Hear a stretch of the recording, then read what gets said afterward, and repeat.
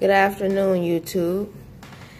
I have learned by NPR News via notification that R. Kelly has been charged with 10 counts of aggravated sexual abuse in the state of Illinois. And I'm going to read some of the highlights in which NPR posted. This is great news. Should be great news to anyone who's against adults molesting children. And so a grand jury indicted R. Kelly on 10 counts involving 4 alleged victims who were all under the age of 17 at the time of the alleged incidents, which is said to have taken place over more than a decade from 1998 to 2010. R. Kelly would have been in his mid-30s to 40s at the time. Each count is a Class 2 felony in the state of Illinois and is a probational offense that carries a potential sentence of 3 to 7 years. Keep in mind, he's been indicted on 10 counts, though. According to the Illinois laws, the statute of limitations have not run out on incidents. And it went on to say that there will be a bond hearing for R. Kelly set this Saturday afternoon.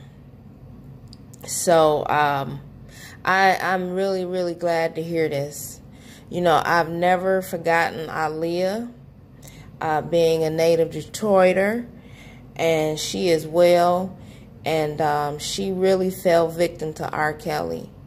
You know, over the years, I have met people who, you know, dabbled in the entertainment industry, and it was well known that he had a sexual relationship with her at 14 years of age. You know, she was just in awe with this older guy, and, you know, the promises of her career taking off. And, you know, it's just the whole thing that I'm just disgusted about in Hollywood and in the sports industry. You know, it's the whole, it's not even about talent, you know, and that's what initially we all think that it is, but it's not about talent. It's about what are you willing to do to get your break. And Aaliyah was a child, and I fought her parents. I never heard anything about her father in the picture, but her mother did not protect her, did not act responsibly by being involved every step of the way with Aaliyah's career. The children that are not exploited are the children who have parents right by their side at all times. And the child actors and actresses and the child singers, those who give those kind of accounts, those who say that their mother, father, both parents were there with them anytime they went anywhere, those are the children that did not fall prey to these doggone pedophiles. And that's what I would like for us all to take away from this. You know, we have to look beyond just trying to chase a dream of fame and fortune. You know, you have to ask yourself, do you want something at all costs?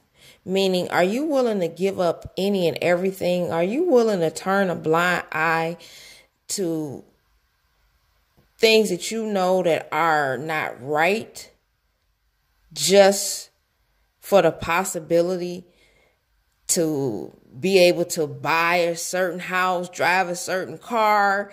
Oh, I won't ever have to work again in my life. But you have to look yourself in the mirror, you know. And so many parents have, to me, they have allowed their children to fall victim to it. You know, it's no other place that you would even think of that you would send your child off with anyone without you being there. You would feel that your child doesn't have the knowledge, doesn't have the business acumen, doesn't have the wisdom to see what's going on around them. There is no other place that I can think of that parents would even allow that, you know, except for, and I'm talking about far as institutions, you know, and doing business. I mean, you wouldn't even send your child to the store to even talk with a manager, a store manager. You know, it takes training just to, for your child to be comfortable and know how to handle a transaction at the cash register, you know, because you know that there's a level of vulnerability whenever you're dealing with someone very young versus someone, you know, older and more experienced. So, yeah, this is good news. I've never forgotten about Aaliyah. I've always thought about her. And in fact, when it came out during the 90s, what was going on between R. Kelly and Aaliyah, I completely stopped listening to R. Kelly. You know, I remember when it was R. Kelly and Public Announcement was his, you know, the name of his group, R. Kelly and the Public Announcement. And, you know, and then it was just R. Kelly. I guess he, you know, dropped his group. But, yeah, I stopped listening to it, you know. I was just disgusted, and more things were revealed over the years, and people just acted like, okay, well, he put out good music, you know, hey, they just bought his music and danced to his music, and I just refused to.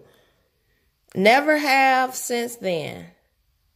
You know, once it all came out about Aaliyah and R. Kelly, and more stories of he was, you know, sexually involved with young girls, and then the videotape, all that, and people still continue to buy his damn music, act like they didn't care.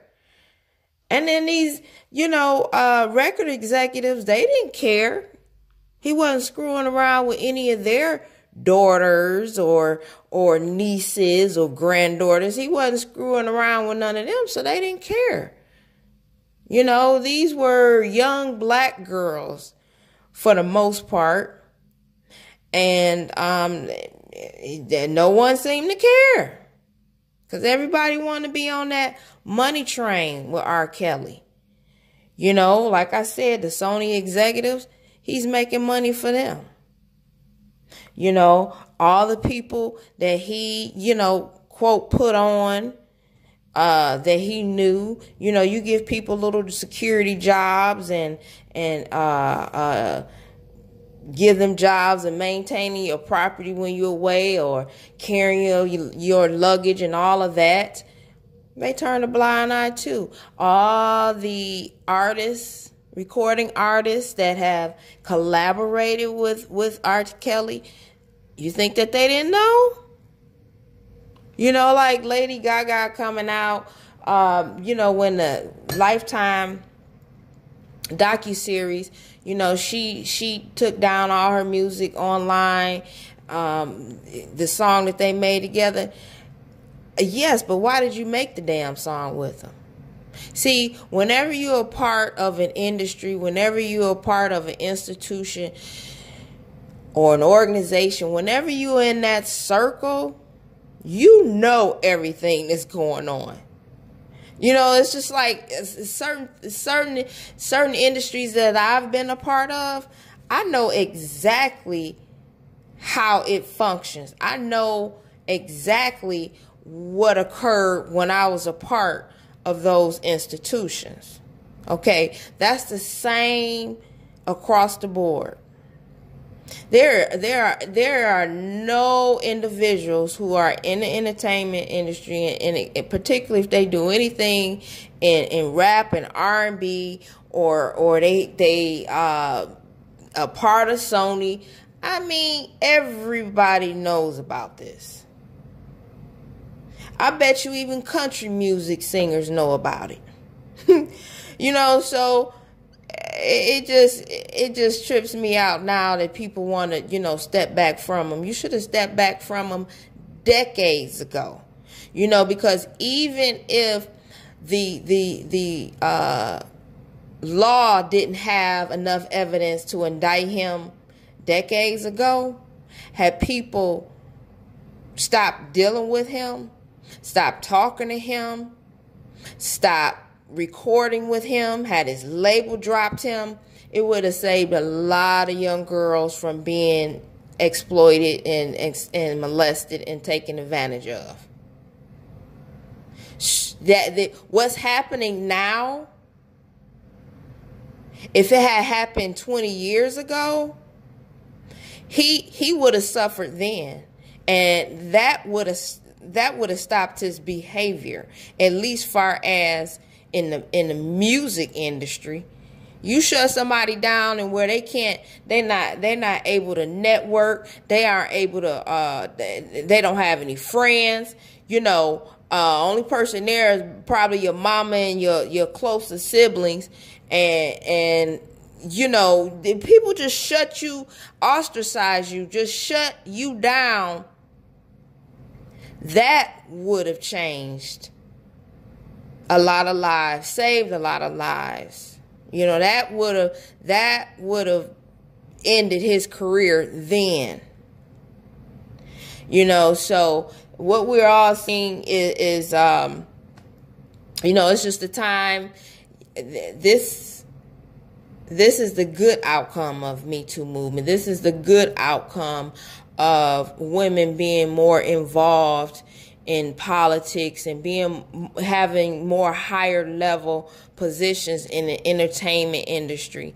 You know, this is the good side of social media working in a way to bring justice for those people who sometimes couldn't fight for themselves. You know, so and that said, yes, you have to keep a balance. You know, everyone deserves due process. I don't like for allegations to just be made and individuals convicted, you know, before they've even gone to trial. You know, so you know, we have to keep a balance. However, hey, we all know the number of videotapes that have circulated over the years with R. Kelly, you know, involved in sex acts with young girls, you know, and all of the meaning things that he's done to them, you know, and that's a person's life, you know. That's something that will always be with them. Sure, you learn ways to cope with it, and if you strong enough and maybe have a strong enough faith, you don't allow anything to keep you from moving forward. However, you know, those are very, very,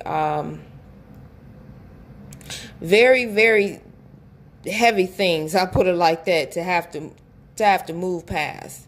You know, and it's particularly devastating for a young child who hasn't even started their adult lives, you know, to have to deal with that. So this is a good day. This is a good day.